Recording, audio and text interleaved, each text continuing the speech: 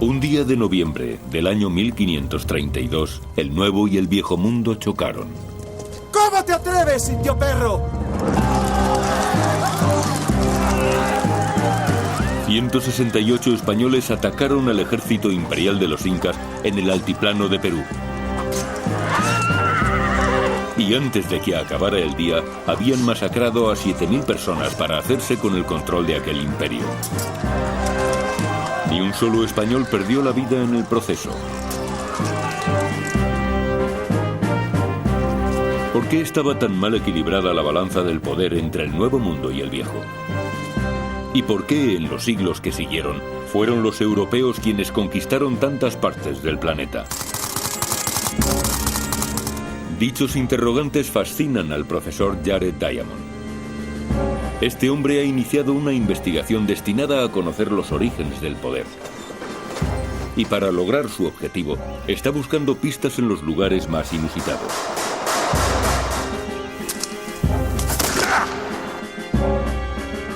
Diamond ha desarrollado una teoría muy original. Sostiene que lo que separa a los vencedores de los vencidos es la tierra, la geografía.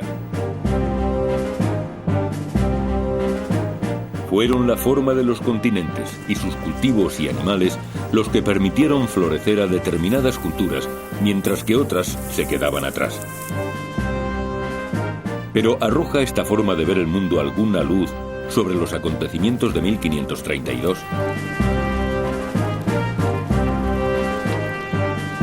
¿Cómo explica la geografía la conquista del planeta a través de las armas, los gérmenes y el acero?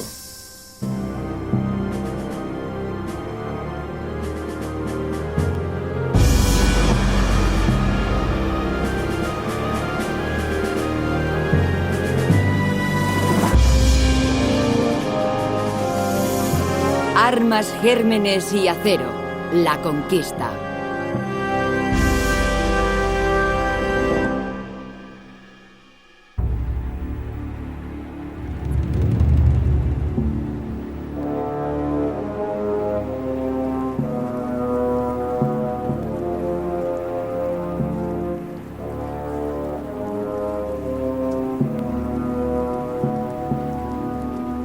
Un grupo de conquistadores españoles pasó 2 años viajando en busca de oro y gloria.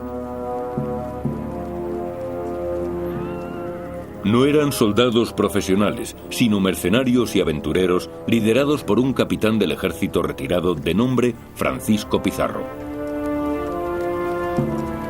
Tras amasar una fortuna en las colonias de Centroamérica, Pizarro y sus hombres pusieron rumbo al sur y se adentraron en un territorio desconocido.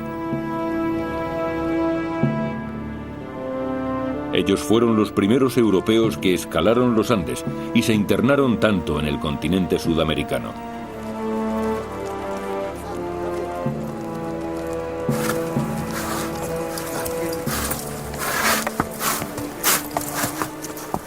En su avance hallaron pruebas de la existencia de una gran civilización nativa. ¡Hay mujeres! Habían alcanzado los límites del poderoso imperio inca.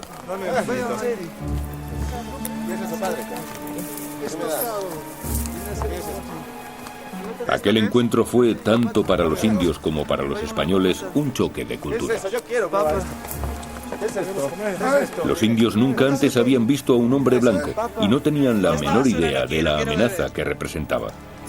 Dame que tú no eres el único sediento acá. No imaginaban tampoco que en cuestión de días aquellos extranjeros desbaratarían su mundo.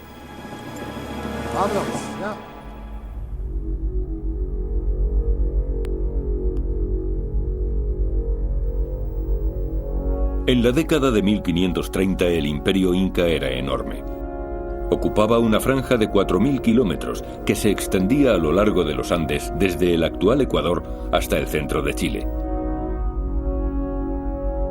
Pero tan solo a 800 kilómetros al norte comenzaban las colonias de Centroamérica y el Caribe, valiosas posesiones del imperio español. En aquel momento el rey de España controlaba 1/3 de la Europa continental, Pero lo cierto es que no hacía mucho que la propia España se había convertido en un estado unificado después de pasar 7 siglos combatiendo la ocupación islámica.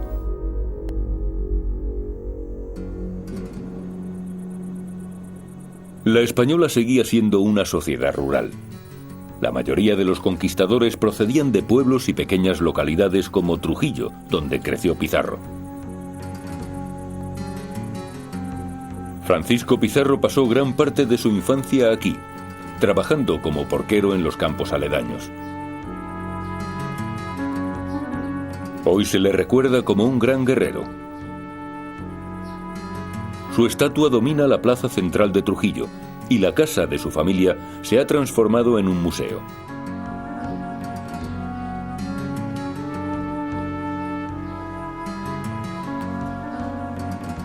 Jared Diamond ha venido aquí a profundizar en el mundo de los conquistadores con el fin de llegar a comprender el secreto de su éxito.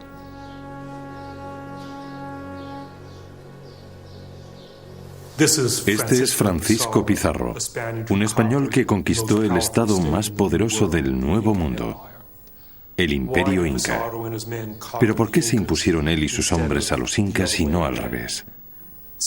Parece una pregunta muy sencilla, pero la respuesta no es tan obvia.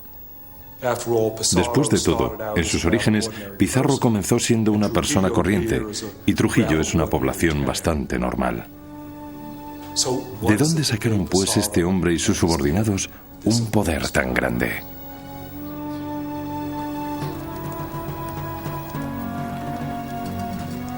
Se preguntarán por qué me interesan tanto los conquistadores de Pizarro. El motivo es que su historia es un ejemplo tristemente perfecto de conquista europea. Y yo llevo 30 años estudiando las pautas de los procesos de conquista. Jared Diamond trabaja como profesor en la Universidad de Los Ángeles, pero ha realizado la mayor parte de su trabajo de campo en Papúa Nueva Guinea.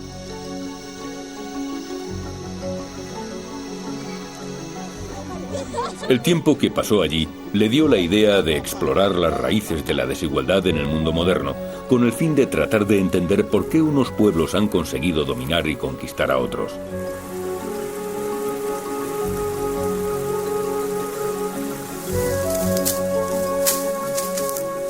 Diamond sostiene que hace miles de años la capacidad para labrar las tierras brindó a ciertas culturas una enorme ventaja, y que aquellos que tuvieron la fortuna de disponer de los cultivos y animales más productivos se convirtieron en los agricultores más fructíferos. La agricultura comenzó a desarrollarse en una zona de Oriente Medio conocida como el Creciente Fértil. Con el tiempo, los cultivos y animales de dicha región se extendieron por el norte de África y Europa, donde dieron lugar a una explosión de civilización.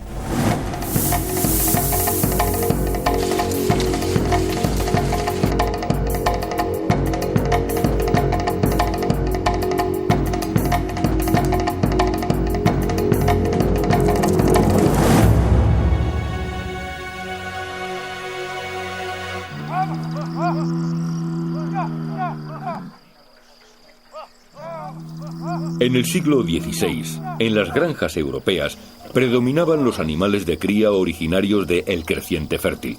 Ninguno era nativo de Europa.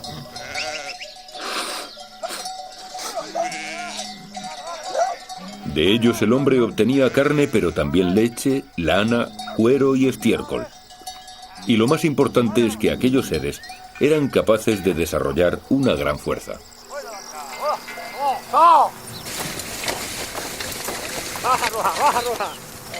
Uncidos a un arado, un caballo o un buey podían transformar la productividad de las tierras de labranza.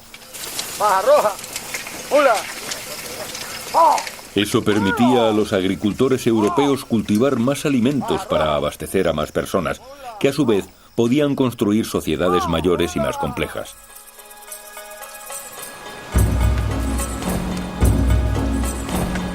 En el Nuevo Mundo no había caballos ni animales de cría aptos para colaborar en el cultivo agrícola. Todo el trabajo debía realizarse a mano. El único animal doméstico de gran tamaño era la llama, pero a esas dóciles criaturas jamás se les ha colocado un arnés. Los incas tenían una habilidad especial para cultivar patatas y maíz.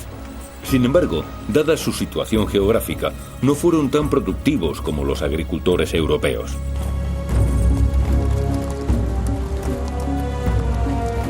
El hecho de que los caballos pudieran montarse brindó a los europeos otra importante ventaja.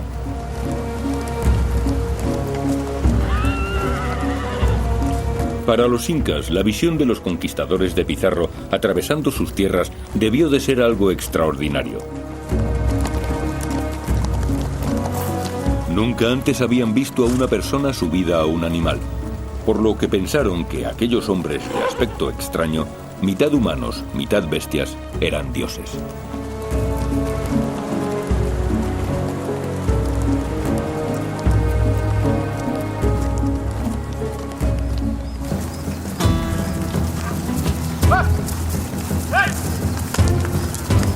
Los caballos que tanto impactaron a los incas llevaban 4000 años utilizándose en España. Y en una era anterior al transporte motorizado, permitían a la gente moverse y controlar sus territorios.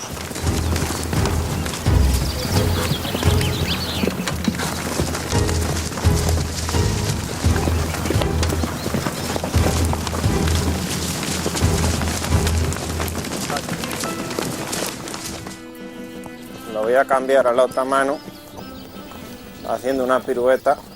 Cuando Javier Martín no está reuniendo a las reses con su caballo, ofrece exhibiciones en el estilo de montar tradicional. Para que se vea. Este estilo de monta recibe el nombre de jineta y se basa en el control y la movilidad del animal.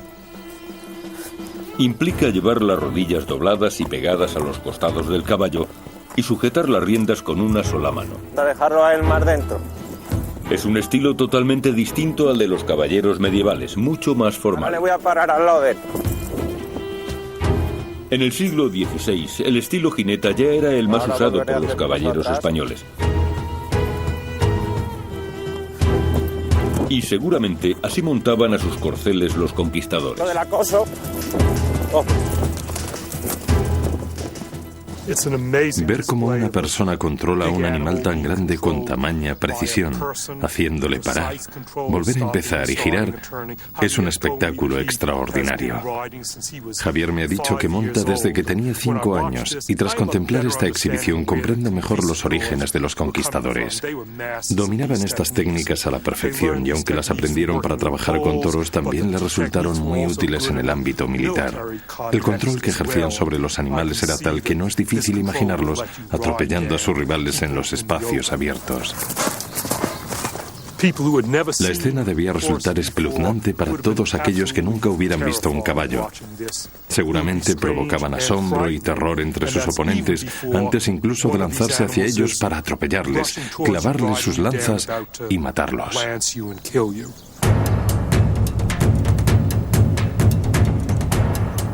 Un mensajero real llevó la noticia de la llegada de los extranjeros con aspecto de dioses, montados sobre animales de 4 patas, al emperador de los incas, que acampaba en el valle de Cajamarca, al norte de Perú, custodiado por un ejército de 80.000 hombres.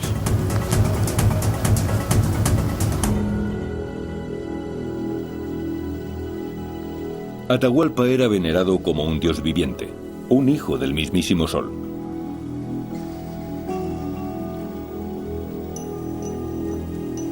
Y se encontraba en Cajamarca realizando un retiro religioso para agradecer una serie de triunfos militares cosechados recientemente.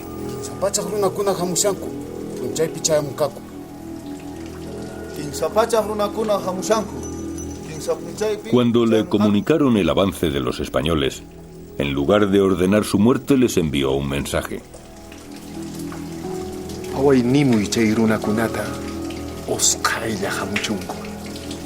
Les invitaba a reunirse con él en Cajamarca lo antes posible.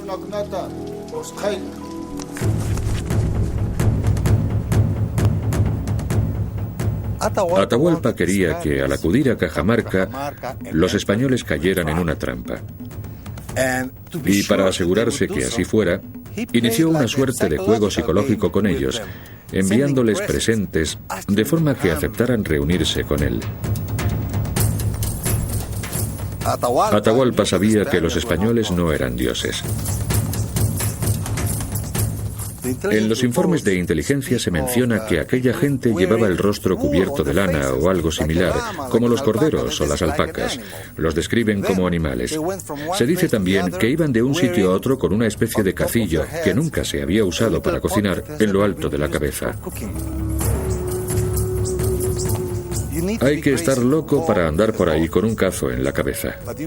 Pero desde luego es aún peor no usarlo para cocinar al llegar a un campamento. Atahualpa pensaba que aquellos seres eran subhumanos. ¿Y qué podían hacer un par de jinetes y cientos de españoles contra el poderoso imperio inca? En teoría, nada. Pero los espías de Atahualpa no repararon en que los españoles poseían algunas de las mejores armas del mundo.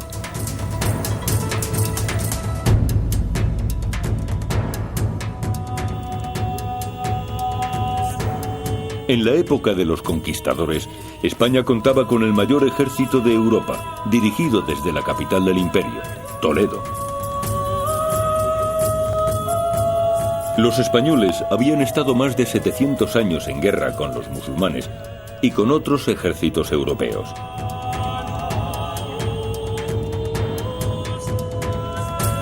En el viejo continente se libraba una carrera de armamento y para sobrevivir tenían que mantenerse a la vanguardia de la tecnología armamentística.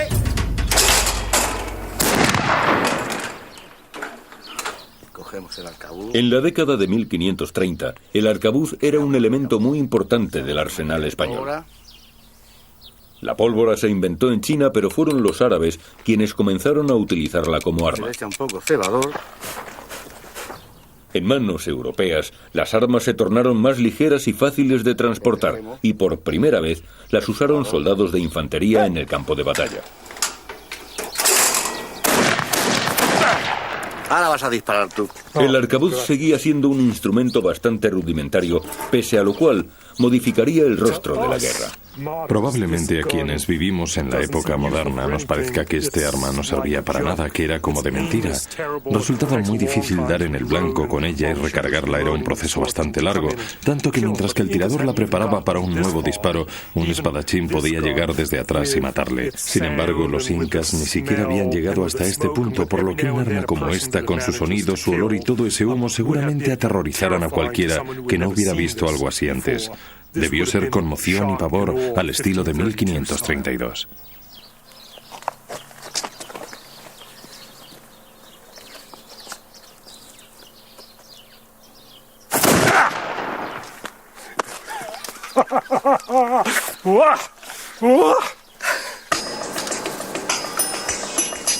Pese a su espectacularidad, la tecnología de la pólvora aún estaba dando sus primeros pasos.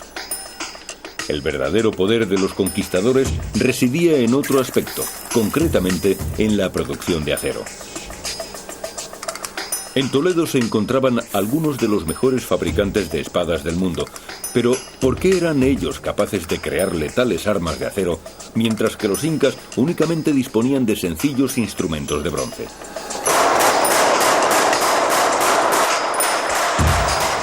Los europeos no tenían ninguna cualidad innata especialmente brillante que justificara que fueran los únicos capaces de crear espadas de gran calidad. Al igual que las armas de fuego, las espadas fueron el resultado de un largo proceso de ensayo y error que comenzó hace 7000 años fuera de Europa, en el Creciente Fértil, para ser más exactos. Allí fue donde el ser humano empezó a trabajar con el metal. Debido a la proximidad geográfica, los europeos heredaron esa tecnología y la elevaron a nuevas cotas, espoleados por las exigencias de los soldados europeos, que requerían espadas más sólidas, largas y afiladas.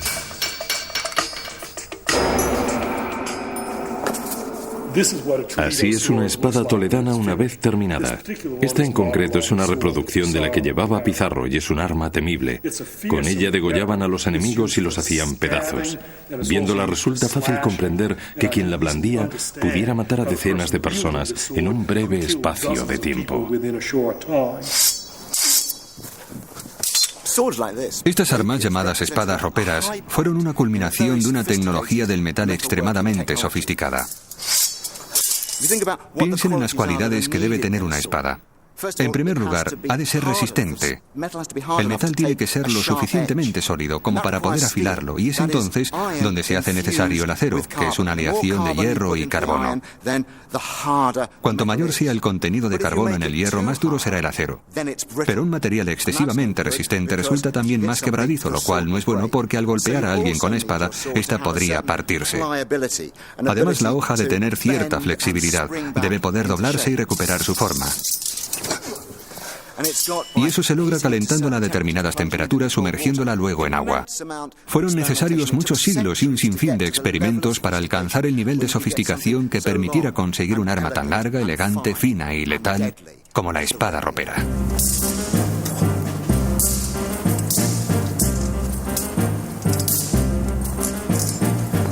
En un principio, este tipo de espada de larguísima hoja se creó como arma de duelos, pero se puso muy de moda en la Europa del Renacimiento. Era el artefacto que elegían todos los aspirantes a caballeros. La espada ropera tiene sus orígenes en España y fue precisamente allí donde por primera vez empezó a verse a la gente luciendo espadas con vestimentas cotidianas, con ropa civil, en sus ocupaciones diarias. En la Edad Media no se acostumbraba a hacerlo. Fue una práctica que comenzó en el siglo XVI. Para los hombres era una forma de autoafirmación. Llevando el arma dejaban claro que eran grandes señores y que estaban ascendiendo en la sociedad y reivindicaban su pertenencia al linaje de los caballeros de la Edad Media. La espada era en gran medida un símbolo de las ansias de poder de los aspirantes a conquistadores. Lo que les espoleó para superar todo tipo de penalidades, lo que les empujó a marcharse a América fue su codicia, su deseo de encontrar oro y su afán de medrar. Y la espada ropera simbolizaba a la perfección esa desmedida avaricia.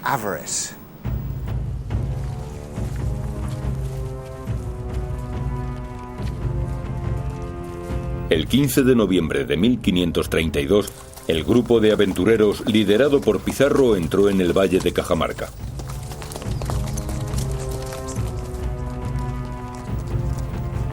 Les habían dicho que Atahualpa les esperaba allí, pero no estaban preparados para el recibimiento que les dispensaron los incas.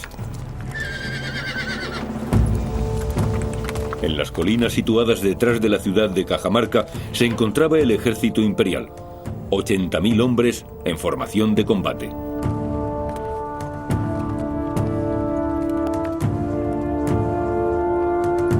En sus diarios, los propios conquistadores dejaron constancia de sus primeras impresiones. Su campamento parecía una hermosa ciudad. Hasta entonces no habíamos visto nada similar en las Indias, y nos asustamos porque éramos muy pocos, y nos habíamos adentrado mucho en aquellas tierras.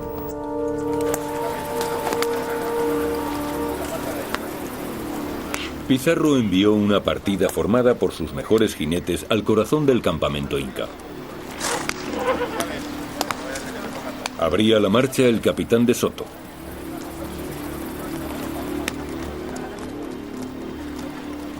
Ignoraban si Atahualpa les permitiría atravesar el campamento sin causarles daño alguno, pero decidieron correr el riesgo e ir a reunirse con ellos.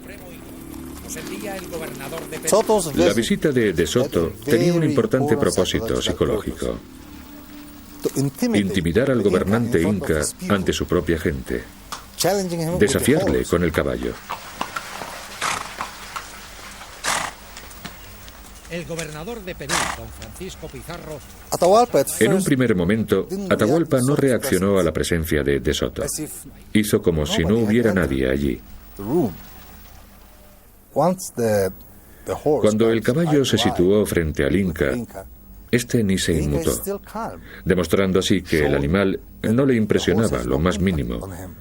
y echando por tierra los planes del capitán. De Soto avanzó hasta situarse tan cerca de él que el aire que expulsaba el caballo por los hollares movía los flecos del adorno que el inca lucía en la frente. Pero este no se movió.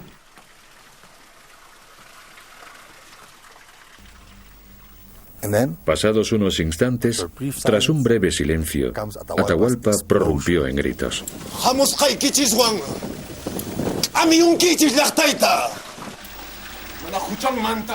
Les decía que había llegado el momento de pagar lo que habían hecho. Supongo que les gritaba que aquello les iba a costar la vida.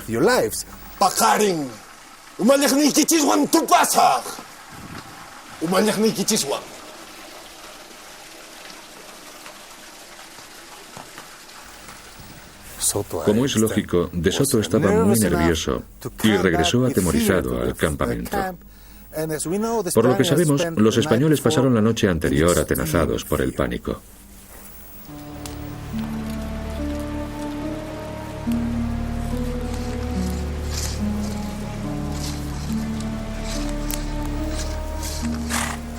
Los conquistadores habían establecido su campamento en la ciudad de Cajamarca, y para entonces casi todos estaban convencidos de que jamás volvería a saberse nada de ellos.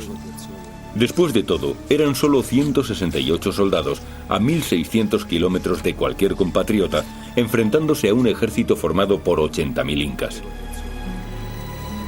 Pocos pudimos dormir aquella noche.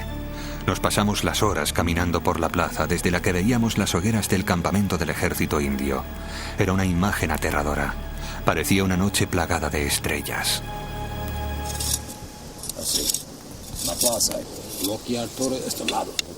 Pizarro y los oficiales en los que más confiaba debatieron sus opciones para enfrentarse a Atahualpa. Pero hay un montón de soldados, capitán, no vamos a poder. Unos aconsejaban prudencia, pero Pizarro insistió en que su mejor oportunidad era lanzar un ataque sorpresa al día siguiente. Aquella táctica siempre había funcionado con éxito en el pasado. 12 años antes de que Pizarro llegara a Perú, otro famoso conquistador, Hernán Cortés, entró en México donde descubrió una extraordinaria civilización, la azteca. Cortés conquistó el país secuestrando al líder de ese pueblo y aprovechando el subsiguiente caos. La historia de Hernán Cortés se publicó algún tiempo después. El libro tuvo una gran acogida y se convirtió en un manual imprescindible para cualquier aspirante a conquistador. La obra aún se conserva en la magnífica biblioteca de la Universidad de Salamanca en España.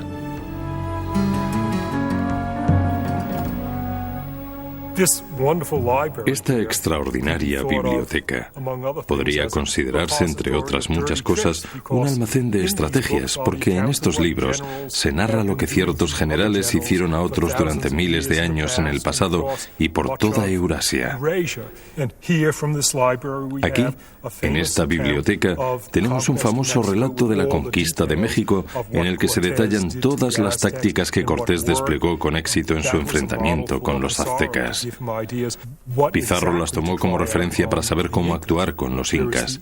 Estos, en cambio, se transmitían los conocimientos de forma oral. Los incas eran bastante ingenuos y carecían de toda sofisticación debido a la falta de una tradición escrita.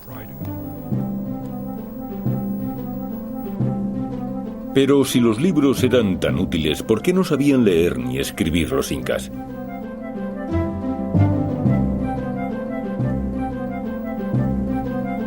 La creación de un nuevo sistema de escritura independiente es un proceso extremadamente complejo que se ha dado en raras ocasiones en la historia humana. El primero en culminarlo con éxito fue el pueblo sumerio en el Creciente Fértil hace al menos 5.000 años. Aquella gente desarrolló un elaborado sistema de símbolos que recibió el nombre de escritura cuneiforme y cuya finalidad posiblemente fuera la de registrar las transacciones agrícolas. Desde entonces, casi todas las demás lenguas escritas de Europa y Asia han copiado, adaptado o simplemente tomado como referencia los fundamentos del sistema cuneiforme. A la difusión de la escritura contribuyó en gran medida la invención del papel, la tinta y los tipos móviles. Todas esas innovaciones surgieron fuera de Europa, pero los habitantes del viejo continente las adoptaron en la Edad Media para crear el vehículo más extraordinario de transmisión de los conocimientos, la imprenta.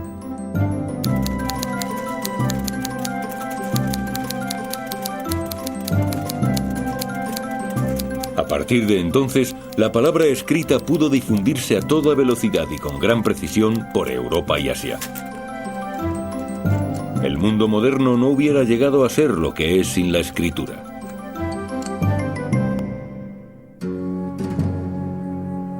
Pero en otro rincón del mundo se inventó también de forma independiente un nuevo sistema de escritura. Hace al menos 2500 años, en el sur de México, los pueblos nativos desarrollaron un modo de trabajar con símbolos que posteriormente daría lugar a la escritura maya. Pero si los mayas sabían escribir, ¿por qué no difundieron sus conocimientos hacia el sur de los Andes y ayudaron a los incas a cultivarse?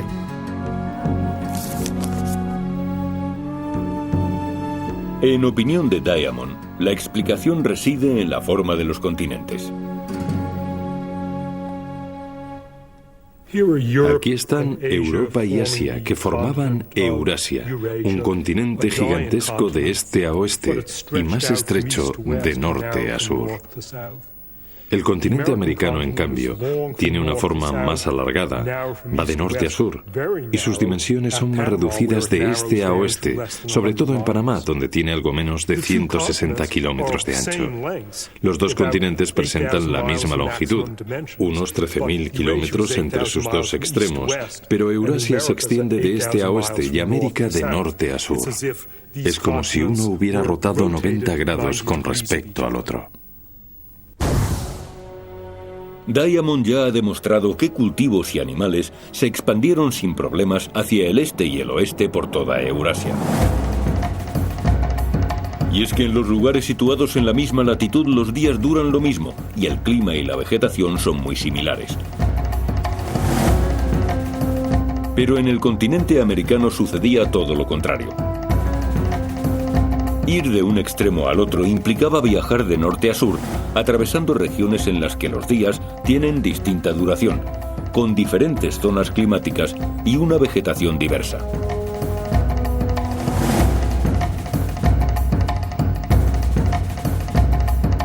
Estas diferencias básicas impidieron la proyección de cultivos, animales, personas, ideas y tecnologías.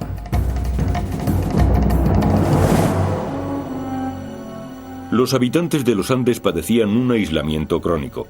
No tenían acceso a la escritura y tampoco a otras muchas innovaciones procedentes del resto del continente. En cambio, Pizarro y sus hombres disfrutaban de una bendición geográfica. Como españoles, aprovechaban todos los beneficios de las tecnologías e ideas que se habían transmitido sin problemas por Eurasia.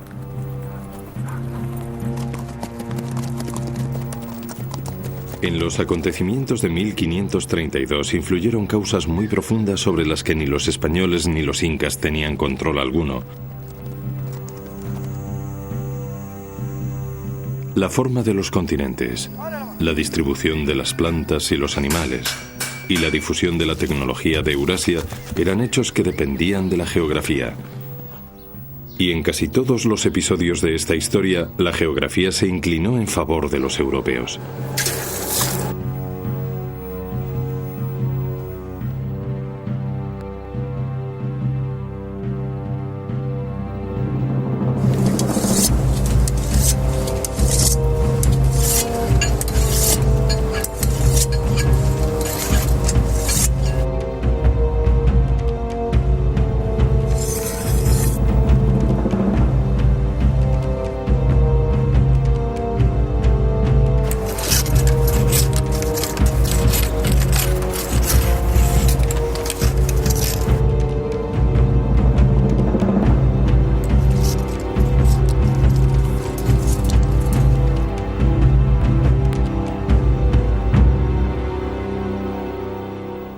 De noviembre de 1532.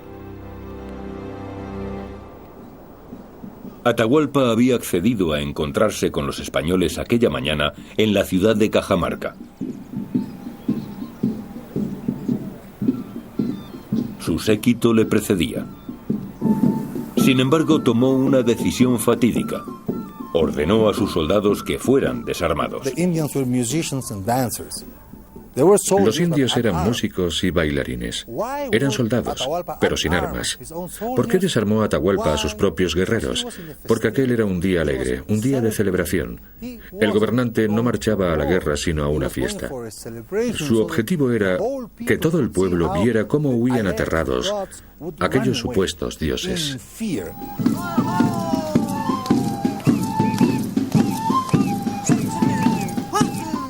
El hecho de que algunas personas creyeran que los españoles eran dioses resultaba muy conveniente para los intereses de Atahualpa. Él sabía que no era cierto, pero si el pueblo pensaba que había derrotado a unas divinidades, estaría con él. Y si además vencía a los españoles sin demostración de fuerza alguna, sus súbditos le considerarían un ser superior a los dioses.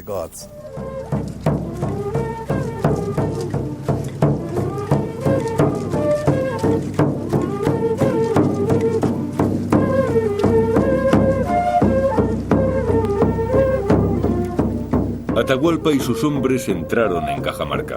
Los españoles les esperaban ocultos. Había 5 o 6 mil hombres, y detrás de ellos surgió la figura de Atahualpa. El gobernante iba sentado en una lujosa litera adornada con plumas, oro y plata. Muchos nos orinamos encima de lo asustados que estábamos.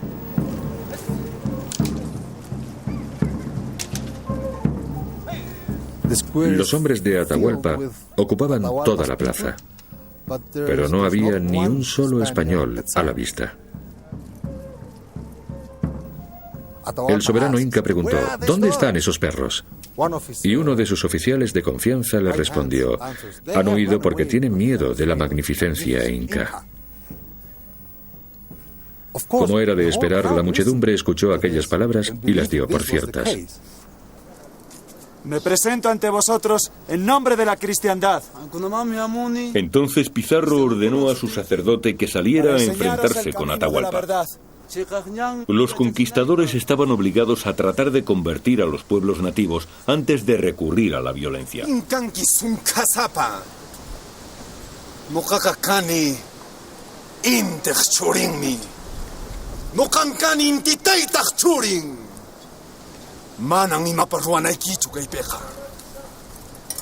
Mi poder procede de mi señor.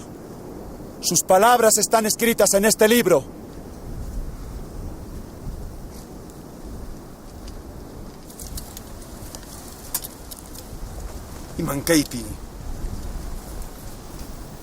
Atahualpa nunca había visto un libro y no sabía qué hacer con él.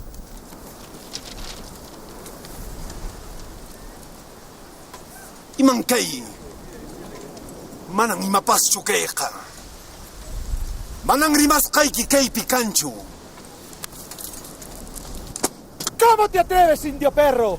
¡Salgan, españoles! ¡Destruyen a estos perros que no respetan las cosas de Dios! ¡Santiago, a ellos!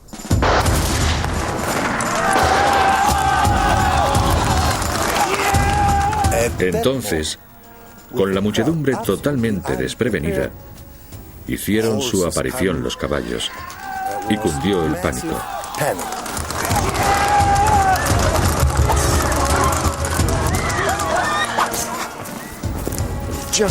Imaginen la escena que se vivió en Cajamarca. Los incas no habían visto caballos antes, y los que llevaban los conquistadores no eran equidos normales y corrientes, sino grandes y fieros caballos de combate españoles. Los animales se abrieron paso entre los presentes, los pisotearon y se convirtieron en una extraordinaria plataforma para la lucha. Desde su montura los españoles podían asestar mandobles con la espada izquierda y derecha y cortar, acuchillar y seccionar todo lo que hubiera a su alrededor. Si los incas hubieran sabido que ante la caballería lo mejor es permanecer firmes, se hubieran impuesto a sus atacantes, pues eran muy superiores en número, pero lo ignoraban y emprendieron la huida de forma desordenada, circunstancia que aprovecharon los jinetes para mezclarse con ellos y matarlos con sus espadas.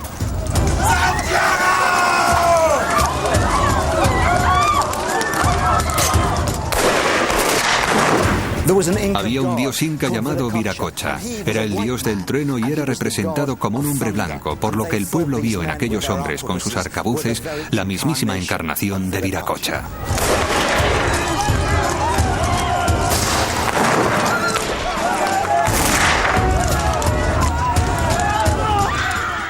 El inca Atahualpa continuaba sentado en la litera que sostenían sus hombres. En cuanto pudieron, los españoles fueron tras él y empezaron a matar a los porteadores. Pero si uno caía, otro lo reemplazaba.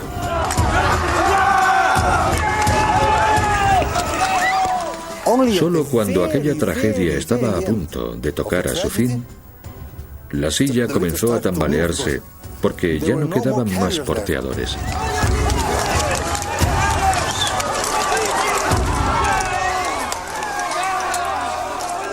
Cuando la litera cayó, el propio Pizarro capturó a Atahualpa.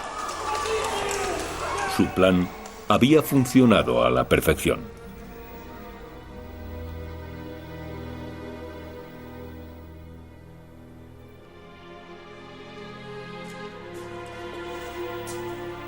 Los conquistadores trasladaron al gobernante inca una improvisada prisión en las dependencias reales de Cajamarca.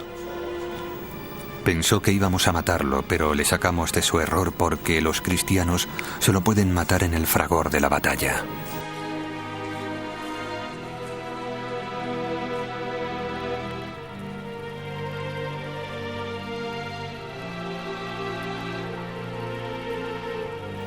Fuera había miles de incas muertos. El resto del ejército se retiró a las colinas. Pese a la gran diferencia de número, los caballos, las espadas y la estrategia de los españoles resultaron decisivos.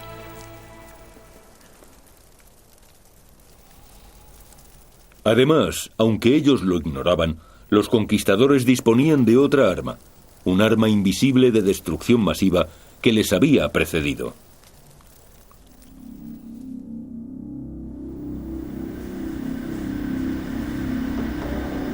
Hoy la guerra contra las enfermedades infecciosas se libra en centros de investigación biológica, como el de Porton Down, en el sur de Inglaterra.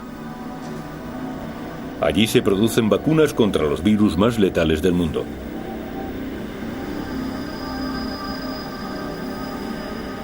Pero en el siglo XVI no existían vacunas ni protección alguna contra la veloz propagación de las enfermedades infecciosas.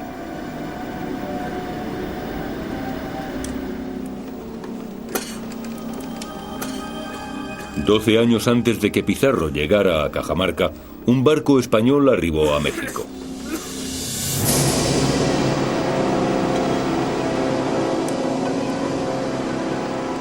Uno de los esclavos que viajaban a bordo presentaba los síntomas iniciales de una fiebre.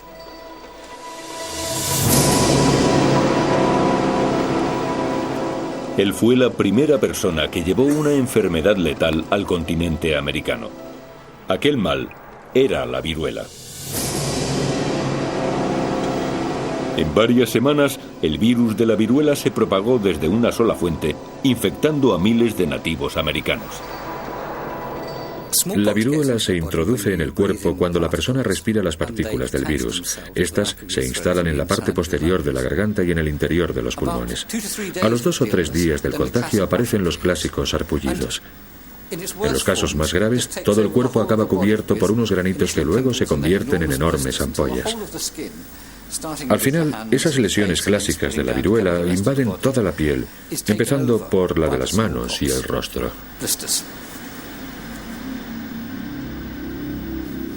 A partir de ese momento, el paciente entra en una fase tremendamente infecciosa, porque en las ampollas hay un sinfín de partículas de la viruela, y si esas llagas se abren, el líquido de su interior transmite los virus a todo lo que toca.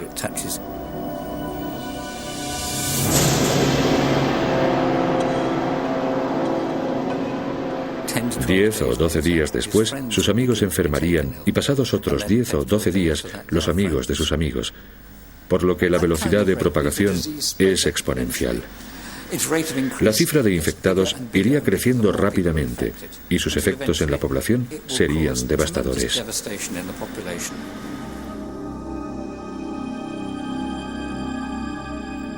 La primera epidemia de viruela del Nuevo Mundo se extendió por América Central y llegó al Imperio Inca. Allí a donde fue, el virus diezmó las poblaciones nativas, convirtiéndolas en presas aún más fáciles para los conquistadores españoles.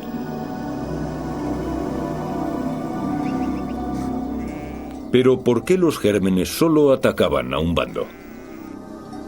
¿Por qué los españoles transmitieron sus enfermedades a los incas y no al revés?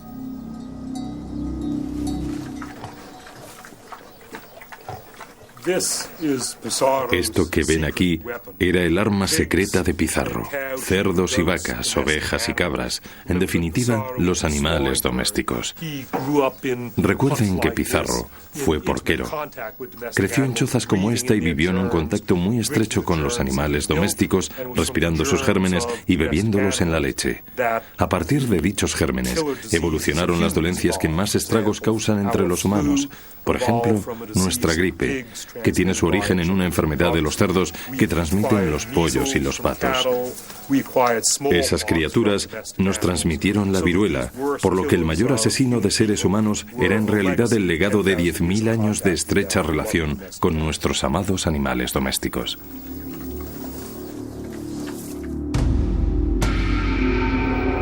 Durante la Edad Media, las enfermedades infecciosas se extendieron por toda Europa y se cobraron millones de vidas. Pero, paradójicamente, las repetidas epidemias incrementaron la resistencia de los europeos. En cada nuevo brote siempre había alguien genéticamente más capacitado para combatir al virus. Esas personas tenían más posibilidades de sobrevivir y al engendrar hijos les transmitían su resistencia genética. Con el paso de los siglos, poblaciones enteras adquirieron cierto grado de protección frente a la propagación de enfermedades como la viruela, protección con la que los incas jamás contaron.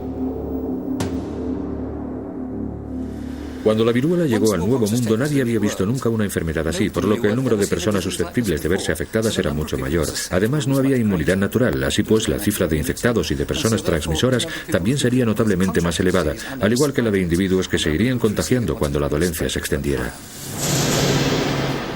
El porcentaje de fallecimientos y de posibles enfermos experimentó un pronunciado aumento. La dolencia se propagó rápidamente entre la población y causó muchísimas víctimas mortales.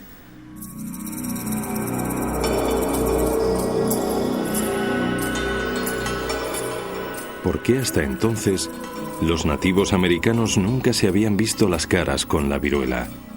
¿Y por qué no tenían enfermedades propias que contagiar a los españoles? Sencillamente porque no habían vivido la misma historia de contacto con animales de granja. Los incas tenían llamas, pero esas criaturas no son como las vacas y las ovejas europeas. No se las ordeña, no se forman con ellas grandes rebaños y no viven en establos y cobertizos junto a los humanos. Por ese motivo, entre las llamas y las personas no se produjo un significativo intercambio de gérmenes. La clave del argumento de Diamond es la distribución de los animales domésticos por el mundo. Aparte de la llama, las criaturas de granja de gran tamaño eran originarias de Eurasia y el norte de África. En Norteamérica, el África subsahariana o en Australia no se domesticó nunca a ningún animal. Por eso, las peores enfermedades epidémicas también tienen sus orígenes en Eurasia y el norte de África, desde donde se extendieron por todo el mundo con letales efectos.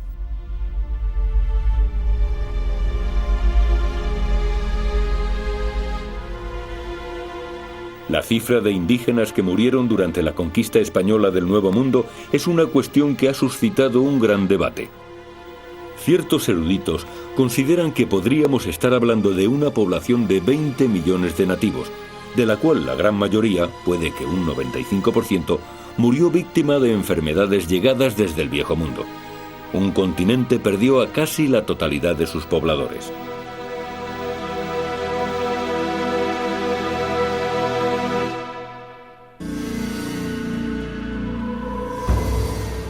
Tras haber entregado a sus captores 20 toneladas de oro y plata, Atahualpa carecía ya de utilidad para ellos. Su infinita misericordia, en el último instante, le tendió una mano y lo llevó al reino de los cielos.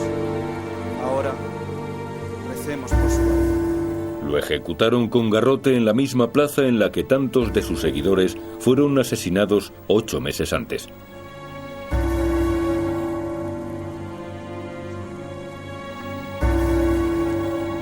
Con Atahualpa muerto, los conquistadores se lanzaron a la colonización del resto de Perú, confiando en el poder de sus armas, gérmenes y acero.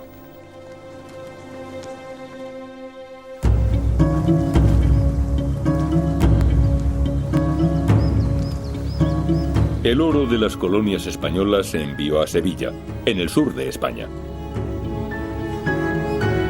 Hoy por hoy, en el río Guadalquivir no hay demasiada actividad, pero en el siglo XVI este era uno de los puertos más concurridos e importantes del mundo. Un flujo constante de barcos que transportaban tesoros de las Américas ayudó a España a convertirse en una de las naciones más ricas de la Tierra. Los conquistadores cambiaron para siempre la relación entre el Nuevo Mundo y el Viejo. Vine a España para encontrar la respuesta a una pregunta. ¿Por qué Pizarro y sus hombres conquistaron a los incas y no al revés? En torno a ese proceso de conquista se ha creado todo un mito según el cual la expansión europea en general fue el resultado de la gran valentía, osadía, inteligencia o ingenio de los europeos, aunque lo cierto es que no tuvo nada que ver con las cualidades personales de aquella gente. Sí, Pizarro y sus hombres eran valerosos, pero también lo eran muchos incas. La casualidad quiso que los europeos se convirtieran en conquistadores. Por su ubicación geográfica y su historia, fueron los primeros en desarrollar armas, gérmenes y acero.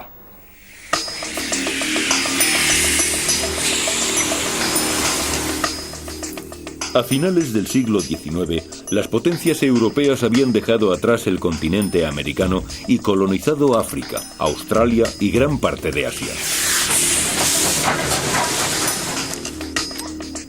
El proceso que comenzara en Cajamarca llegó, pues, a su conclusión lógica. Las armas, los gérmenes y el acero de los europeos estaban remodelando el mundo.